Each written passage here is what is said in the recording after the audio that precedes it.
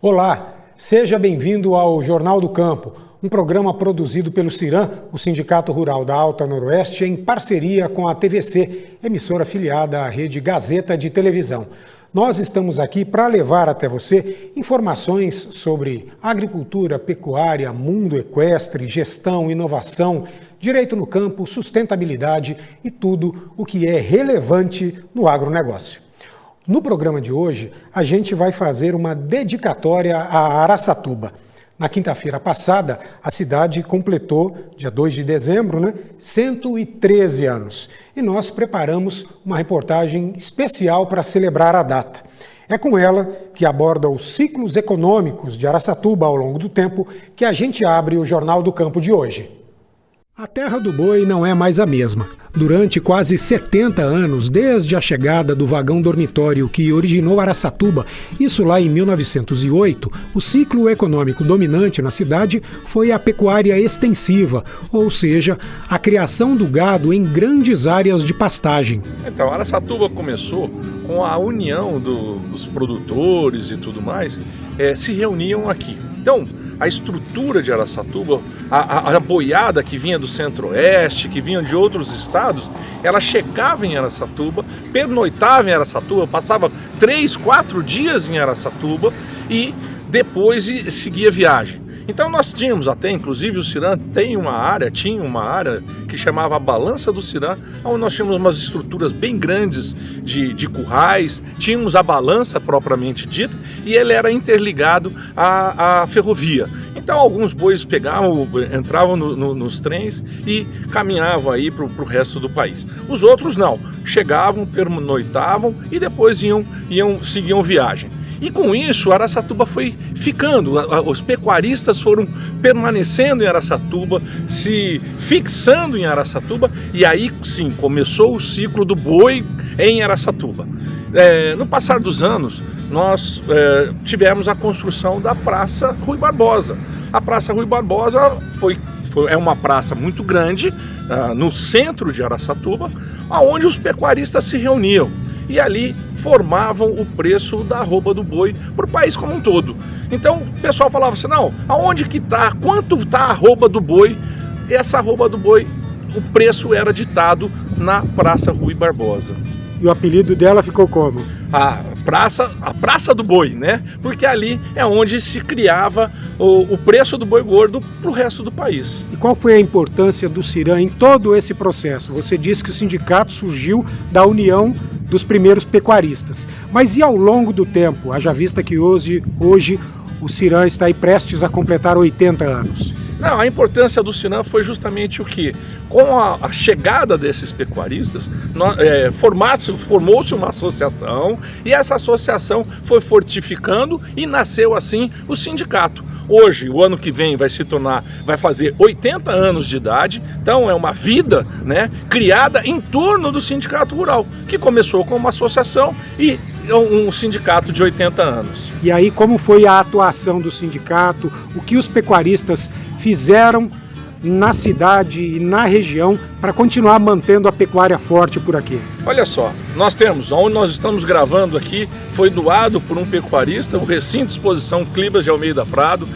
Nós temos vários pecuaristas que fundaram frigoríficos aqui, e chegou numa época onde o pessoal morava em Araçatuba e o boi estava fora de Araçatuba. Mas o pecuarista estava dentro da cidade do boi, que é Araçatuba, famosa cidade do boi.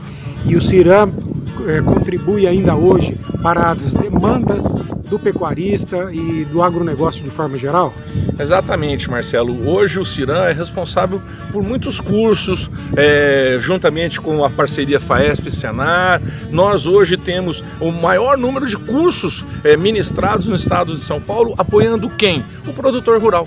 O pecuarista, o agropecuarista, e nós nos preocupamos com todos os tamanhos de o pequeno, o médio, o grande produtor rural. Então o sindicato se preocupa sim no desenvolvimento do agronegócio e no desenvolvimento do país. E faz também o intermédio das relações com os governos, tanto municipal, estadual quanto federal?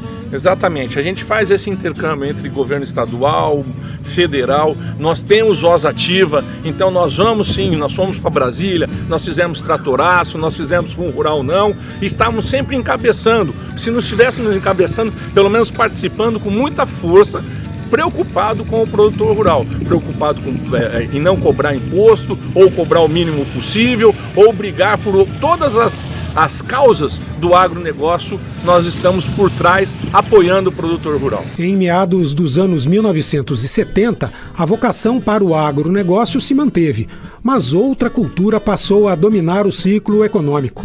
Sai o boi e entra em cena a cana-de-açúcar. Bom, a cana ela se deu, ela chegou em Araçatuba em 1975, 76, né? Isso foi em função do Proálcool.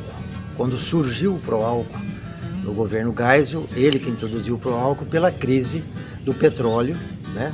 Não, é uma condição que o Brasil ele trouxe, o Brasil não é que ele inventou, mas ele criou esse programa, né, em função da nossa condição climática, né, e escolheu a região oeste do estado de São Paulo. Por que a região oeste? Porque naquele momento a pecuária estava em baixa, o mercado do boi estava muito ruim em termos de preço, né? E aí entra a cana com incentivo, né? Mas nunca para competir com o boi, e sim para dividir os espaços, porque a nossa região era uma região que tinha muito espaço não explorado dentro das fazendas. Tinham fazendas ainda que estavam ainda com bastante área para ser explorada por outras culturas.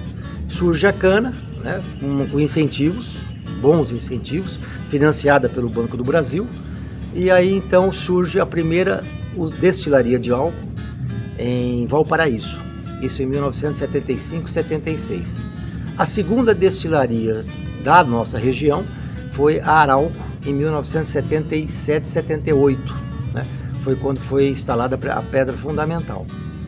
E aí então começa todo um ciclo, né, do Proálcool, mas não poderia, as destilarias não podiam fazer açúcar, só podia fazer álcool. Por isso que chamava-se destilaria de álcool e não usina de açúcar e álcool, né? Porque o projeto, o Banco do Brasil só financiava se houvesse essa condição de produzir apenas álcool. Então nós não podíamos comprar equipamentos para fazer açúcar. Ele só financiava equipamentos para fazer álcool. Mas isso, com o passar do tempo, acabou mudando, né? Hoje faz muito açúcar. Isso acabou mudando porque os financiamentos venceram, e aí você fica com a opção, você tem a liberdade de você se autofinanciar ou financiar em outros órgãos, né, de financiadores, para comprar os equipamentos para fazer açúcar. E hoje, como que a cultura está ocupando ainda o espaço no Noroeste Paulista, principalmente na região de Araçatuba? Houve uma acomodação entre a pecuária e a agricultura na nossa região. A cana trouxe um desenvolvimento agrícola muito forte, né? Inclusive na área de plantio, né? Com curvas de níveis, quer dizer, criou-se uma outra cultura tecnificada, né, com tecnologia avançada, não é? E aí e a cana traz também uma rotação de cultura, né? Reforma-se a cana com soja, com milho, né? Então você tem feijão, né? Então você tem todo um processo diferente da pecuária, mas a pecuária também se acomodou, não é? Ela passou a ser de extensiva para semi-extensiva, não é? Criando uma nova gestão dentro das fazendas da nossa região. Hoje, ainda há espaço para a ampliação dos canaviais ou não mais? Como você acredita? Não, eu acredito que há espaço, inclusive criando não apenas mais áreas, mas produzindo melhor nas áreas que existem. Aumentando a produtividade? Exatamente isso, aumentando a produtividade, não é? Porque a tecnologia vem trazendo isso para nós. Foram cerca de 40 anos de campos cada vez mais verdes, com a cana ampliando horizontes e as empresas sucroalcooleiras produzindo volumes imensos de açúcar e álcool. É assim até hoje.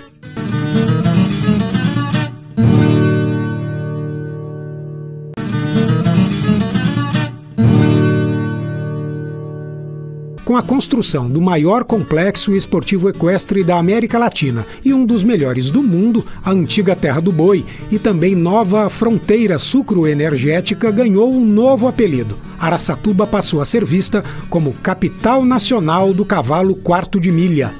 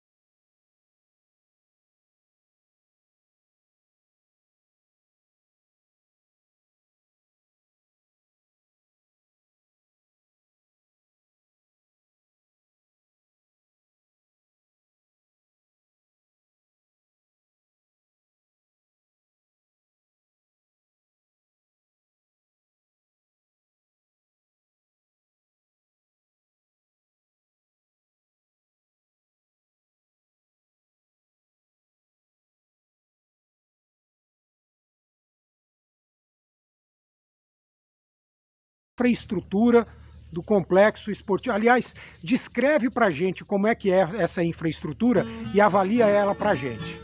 Quando nós fizemos o negócio com a BQM, nós construímos aqui no recinto três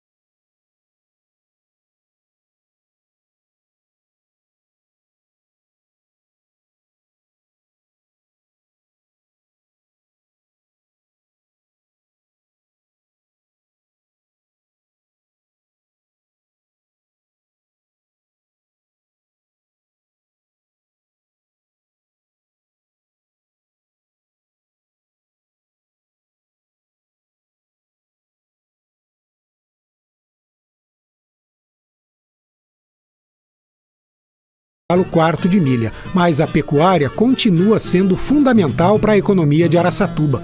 Agora, aos 113 anos, a cidade se mantém relevante para a pecuária nacional, não mais com o boi a pasto, mas sim com o que sai dos laboratórios, com a genética que melhora o rebanho bovino brasileiro. O pecuarista, muito visionário, já com uma visão empreendedora, não teve muito como lutar com a entrada da cana, com a entrada de outras culturas que eleva o custo de oportunidade da terra. Então os animais acabaram subindo para outras áreas do Brasil central e do norte do país. Mas o que nós fizemos aqui em Araçatuba, que é o grande pulo do gato? nós passamos a investir em genética bovina. Então, grande parte aí do plantel dos animais do Brasil, a genética sai aqui de Araçatuba. Os principais players, criadores, têm a sua base aqui em Araçatuba e colocam essa genética disponível para todos os pecuaristas do Brasil e até alguns casos aí para fora do Brasil também. Então, uma visão muito empreendedora aí por parte do pecuarista de Araçatuba. Os pecuaristas que estão aqui continuam entre os maiores do país, embora as boiadas e propriedades estejam muitas vezes em outros estados? Continuam. Ainda existe um volume de animais muito grande de pecuaristas de Araçatuba, mas em outros estados. Mas aí o principal a ser destacado é os players da genética bovina nacional estão aqui em Araçatuba.